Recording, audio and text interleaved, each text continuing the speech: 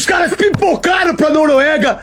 Zaga do cacete. Cambada de desgraçado que não sabe o que é o Brasil. E o que nós estamos colhendo foi o que nós semeamos nesse ciclo horroroso da CBF. O que me incomoda mais no jogo todo é que o Ancelotti tenha estragado o melhor momento do Brasil na partida pra colocar o Neymar em campo. O Brasil foi eliminado da Copa do Mundo pela Noruega, um país que nem estava no último Mundial. E o mais doloroso não é o placar, é que essa eliminação já estava escrita muito antes do apito inicial. Estava escrita quando a CBF renovou o contrato do Ancelotti antes da Copa começar. Estava escrita quando 15 dos 26 convocados já tinham estado no Catar. Estava escrita também quando o maior jogador do elenco se recusou a bater um pênalti decisivo. Hoje, no Footplay News, vamos falar sobre o que essa última eliminação realmente representa, o fim de uma era, o custo de apostas erradas e o que o Brasil precisa ser daqui pra frente. Mas antes, deixa o seu like, se inscreva no canal e comenta aqui embaixo. Essa foi a pior Copa do Brasil nos últimos anos ou ainda tem geração mais decepcionante do que essa? Comenta aí, rapaziada, e bora pro vídeo. Existem derrotas que surpreendem e existem derrotas que apenas confirmam o que qualquer pessoa com os olhos abertos já sabiam antes do torneio começar. A eliminação do Brasil para a Noruega nas oitavas de final da Copa de 2026 pertence ao segundo tipo. Não é uma derrota que chegou do nada, não é uma zebra que ninguém poderia prever, não é o tipo de resultado que faz alguém acordar de manhã e dizer que não havia como antecipar. É o resultado natural de um conjunto de decisões tomadas ao longo de meses que, somadas, formaram um projeto que nunca teve as condições que precisava para vencer o torneio mais exigente do mundo. A Noruega não surpreendeu o Brasil. O Brasil confirmou que já estava sendo sinalizado e chegou nessa Copa com jogadores velhos demais, com um sistema que sufocou os que poderiam fazer a diferença, com uma hierarquia de vestiário que protegeu nomes conhecidos no lugar de apostar nos que ainda tinham fome. E o preço dessa combinação foi pago hoje, diante de um país que nem estava na última Copa. O sinal mais claro de que essa Copa não era para ser vencida veio antes mesmo de a bola rolar, quando a CBF anunciou a renovação do contrato de Ancelotti até 2030, enquanto o torneio ainda nem estava no começo. Aquela decisão disse tudo sobre o que a confederação realmente acreditava que ia acontecer. Nenhuma instituição que acredita genuinamente que vai ganhar um título renova o contrato do técnico durante a competição. Você renova depois, na celebração, como reconhecimento pelo trabalho. Quando você renova antes, durante o que está fazendo, é blindar o projeto de longo prazo de qualquer consequência imediata. É dizer, sem dizer diretamente, que 2026 é fase de construção, não de conquista. E essa mensagem que a CBF enviou ao mercado, com aquele anúncio, chegou também ao vestiário de forma silenciosa, mas com peso real. Quando os jogadores perceberam que o técnico está protegido independente do resultado, a urgência que a Copa do Mundo exige muda de natureza, vira projeto. E Copa do Mundo não se ganha com projeto, se ganha com obsessão. 15 dos 26 convocados para essa Copa já estavam no Catar em 2022, a maior continuidade entre Copas da história do futebol brasileiro em mais de 60 anos. Isso foi apresentado como experiência, como sabedoria de grupo e como a vantagem de ter jogadores que já sabiam o que era aquela pressão específica. Mas existe uma outra forma de ler o mesmo número, uma forma que a narrativa oficial nunca quis adotar. 15 jogadores no Catar significa que a CBF e o técnico não foram capazes de encontrar em 4 anos alternativas suficientemente boas para renovar metade do elenco. Significa que o processo de formação e revelação de talentos que deveriam empurrar os veteranos para fora não funcionou nas posições que mais precisavam. E significa, acima de tudo, que esses mesmos 15 jogadores que chegaram a essa Copa com 4 anos a mais de desgaste físico, com 4 anos a mais de cicatrizes que não foram curadas e com a pressão adicional de que o Catar ainda estava aberto como uma conta sem pagar, experiência e desgaste são a mesma coisa vista de ângulos diferentes. E contra um adversário jovem, intenso e sem nada a perder, a diferença entre os dois ficou visível no placar. O Brasil paga por um ciclo, achar um adjetivo importante, sem vergonha, né? Um ciclo sem vergonha que foi feito na seleção brasileira, desde já presidentes antigos, né, que não entendem nada de futebol, que não sabem nada de gestão. Então, eu sou um cara que tenho a minha crença e entendo que, como diz a Bíblia, a lei da semeadura ela não falha. E o que nós estamos colhendo foi o que nós semeamos nesse ciclo horroroso da CBF, sabe? Então, assim, é muito complicado. Nós tínhamos esperança porque o brasileiro, de fato, ele tem muita esperança, porque a gente torce para nossa seleção brasileira, né? Mas acabou pagando por todo um ciclo. Mas nada nessa Copa revelou mais sobre o estado emocional dessa seleção do que o momento em que Vinícius Júnior, o maior nome, o jogador que a torcida mais esperava que resolvesse, se recusou a bater um pênalti decisivo e deixou a responsabilidade para o outro. Isso não é crítica pessoal, é leitura de momento. Quando o jogador mais talentoso de um grupo no momento de Copa do Mundo decide que ele não carrega aquele peso, seja por qual motivo for, ele está comunicando algo sobre o estado interno daquele grupo. Os maiores da história do futebol brasileiro nunca recusaram essa responsabilidade. Romário pedia a bola quando o jogo estava perdido. Ronaldo em 2002 foi para a final carregando um peso depois de suas lesões. E ainda marcou 2 gols. Ronaldinho, nos momentos que importavam, não se escondia atrás de companheiro. A recusa de Vinícius não foi covardia individual, foi o sintoma de uma seleção que, ao longo de toda essa Copa, nunca soube que era o líder quando a pressão chegava de verdade. Existe uma identidade no futebol brasileiro que levou o país a 5 títulos mundiais, e que essa seleção de Ancelotti sistematicamente deixou de lado durante toda a competição. O drible, o jogador diferente, o improviso que nenhum adversário consegue antecipar, porque não existe na prancheta de nenhum técnico do mundo. É o que o Pelé fez em 70, Ronaldinho em 2002, Romário em 94. Não era organização coletiva, era indivíduo que saía do roteiro e fazia algo que mudava o jogo antes que alguém percebesse o que estava acontecendo. Ancelotti, com toda a sua capacidade de gerenciar personalidades, trouxe para a seleção um modelo mais europeu, mais baseado em sistema, mais dependente de organização coletiva e menos tolerante com o jogador que sai do roteiro estabelecido. O Endrick foi o símbolo mais claro disso, o garoto que decide minutos, que chuta de primeira porque o instinto é mais rápido do que qualquer instrução,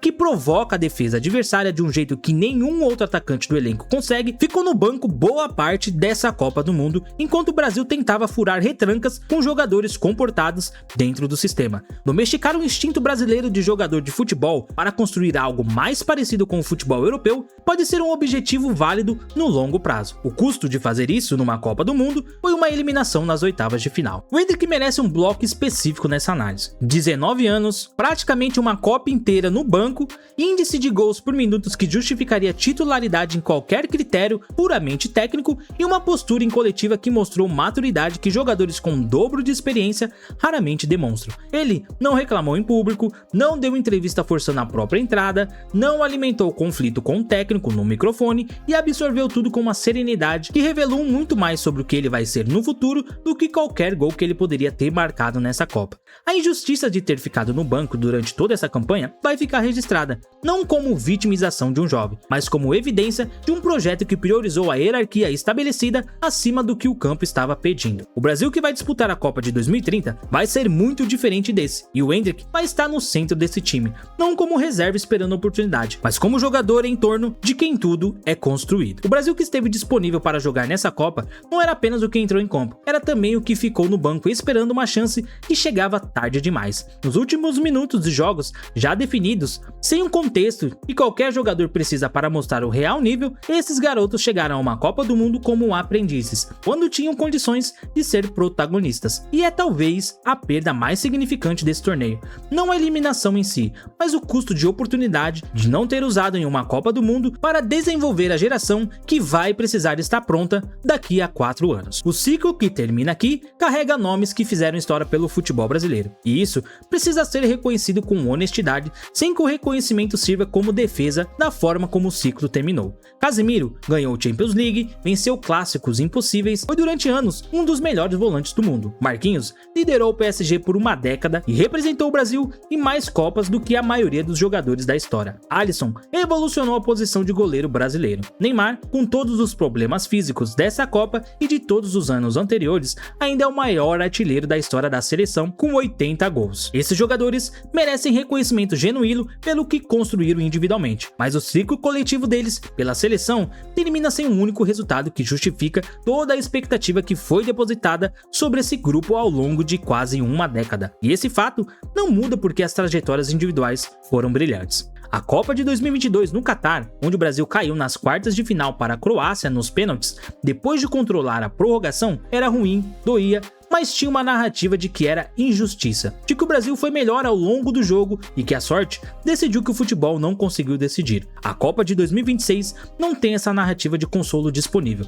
Cair nas oitavas de final para a Noruega, um país que nem disputava a Copa do Mundo desde 98, que nunca havia vencido um jogo de mata-mata na história do torneio antes dessa edição, é uma eliminação que não cabe dentro de nenhuma narrativa alternativa reconfortante. Não foi azar, não foi um dia ruim num torneio onde tudo corria bem, foi um resultado de um projeto que nunca teve o que precisava para ir além, enfrentando um adversário que aproveitou exatamente as limitações que a seleção nunca conseguiu resolver durante toda a competição. Eu vou ser muito sincero aqui, e não é pegar no pé, porque eu acho que no fim era uma obviedade.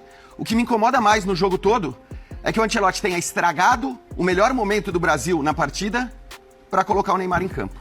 Não é pegar no pé do Neymar, não é culpar o Neymar, tá? Eu tô culpando o Ancelotti, que quis colocar o Neymar naquele momento.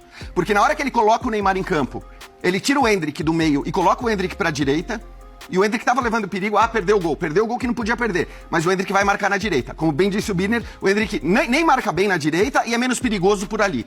Então ele já perdeu a qualidade do Endrick. O Vini, que ficava muito mais solto na hora que você não tem o Neymar em campo, obviamente tem que marcar. Porque o Neymar tá dando aquela corridinha cenográfica atrás dos noruegueses. Porque o Neymar não é mais um jogador profissional de alto nível, como a gente falou desde o começo, desde o dia da convocação. E agora as pessoas vão falar, bem que vocês iam falar isso se o Brasil fosse eliminado, é só olhar pro jogo. O melhor momento do Brasil no jogo era o momento em que entraram o Danilo e o Neymar. A partir dali, o Vini Júnior não ficou mais solto na frente, a partir dali o Endrick, que levava muito perigo, foi marcar do lado direito. Perfeito. E aí aconteceu o que aconteceu. É óbvio que não é só isso, mas é o que mais me incomoda. Porque as outras coisas são coisas que acontecem no futebol. Você perde gols, o goleiro adversário faz uma grande atuação. Agora, tem coisa pela qual você não precisava passar. Levar um ex-jogador ou um jogador em final de carreira para a Copa do Mundo. E foi o que o Ancelotti fez. E repito aqui, a culpa é do Ancelotti. A culpa não é do Neymar. O Neymar está acostumado a ter todos os seus desejos atendidos desde os 15, 16 anos de idade. Tá? Então, assim, a culpa é do Ancelotti. Infelizmente. E eu acho até que o Ancelotti fazia um bom trabalho, William. Sim. Eu acho que o Ancelotti fazia um bom trabalho, gradualmente, jogo a jogo, encontrando soluções. Mas aí não sei se nessa crença de que um cara que não joga futebol há 5 anos vai mostrar de volta a sua genialidade de uma hora para outra, porque o Neymar era um gênio, eu não discuto isso. Mas era muito difícil que a genialidade toda aparecesse, né, de uma hora para outra. Então não sei se era crença ou se era, como disse o Birner, um desejo de atender a ânsia das pessoas. O fato, isso me incomoda muito, porque era um momento em que o Brasil estava muito bem no jogo. Talvez o melhor momento do Brasil no jogo, criando chances, desperdiçando a verdade, mas criando chances. E a partir daquelas mudanças, né, dessas mudanças que eu citei, ele mexeu no Endrick, ele mexeu no Vini Júnior, o Brasil não criou mais, tomou os gols e tá eliminado da Copa do Mundo. Que pena. Acho que assim, a boa notícia é, nós temos um grande técnico ainda assim para 2030, que vai, eu imagino, poder levar 26 jogadores em condições físicas ideais para jogar uma Copa do Mundo em 2030, espero que ele faça isso. Ancelotti vai continuar. O contrato até 2030 garante isso. E existe um argumento legítimo para que ele continue. Porque o que precisa ser construído nos próximos 4 anos exige exatamente o tipo de gestão de grupo e de construção de ambiente que ele sabe fazer melhor do que praticamente qualquer outro técnico disponível no mercado. Mas a continuidade precisa vir acompanhada de honestidade sobre o que não funcionou. A rigidez tática que transformou o futebol brasileiro numa versão menos boa do futebol europeu precisa ser questionada. A hierarquia de vestiário que protegeu veteranos além do prazo de validade precisa ser substituída por uma meritocracia que não tenha medo de apostar em quem está produzindo no campo. E a gestão de talentos como o Endrick precisa ser radicalmente diferente da que existiu nessa Copa. Porque a Copa de 2030 não vai ser vencida por jovens aprendendo, vai ser vencida com a geração atual no auge e eles precisam começar a jogar agora. O Brasil que precisa existir daqui pra frente não pode ser construído sobre os mesmos alicerces que produziram essa Copa. Precisam de coragem. A coragem que faltou no momento do pênalti, que faltou nas escolhas de escalação, que faltou na disposição de apostar num jovem de 19 anos que decide jogos em vez de preservar a hierarquia de um veterano que já passou do pico. Coragem no futebol não é gritar mais alto nem correr mais, é estar disposto assumir a responsabilidade no momento mais pesado, quando o erro tem consequência máxima e quando o acerto pode mudar tudo. Essa coragem foi a característica central de todas as gerações que levantaram a Copa do Mundo pelo Brasil, e foi exatamente o que essa geração não conseguiu demonstrar quando o jogo exigiu. O próximo ciclo precisa ser construído em torno dessa característica, não como discurso, mas como um critério real de seleção. Quem pede a bola quando o jogo está perdido? Quem quer bater o pênalti quando todo mundo está com medo? Esse jogador precisa ser o centro do próximo Brasil.